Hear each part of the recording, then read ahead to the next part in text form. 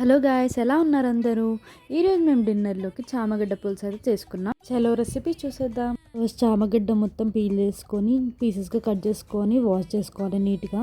తర్వాత ఒక కడాయి పెట్టుకొని కొంచెం ఆయిల్ వేసుకొని అది హీట్ అయినాక ఆవాలు, జీలకర్ర, కరివేపాకు వేసుకోవాలి. దాని తర్వాత చామగడ్డ ముక్కలు, టమాటో కూడా వేసేసుకోవాలి.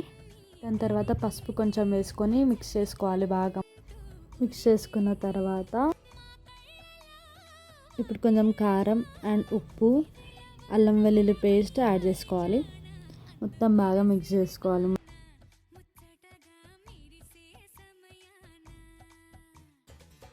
ఇంకా మూత పెట్టేసుకోవాలి, కొంచెం మగ్గనిద్దాం దాన్ని. ఇప్పుడు ఒక జార్లో ఎండు కొబ్బరి తీసుకొని పీసెస్గా కట్ చేసుకొని వేసుకోవాలి. అది మిక్సీ పట్టుకున్న తర్వాత దాంట్లో వాటర్ పోసేసి అందులో పోసేసుకోవాలి కర్రీలో.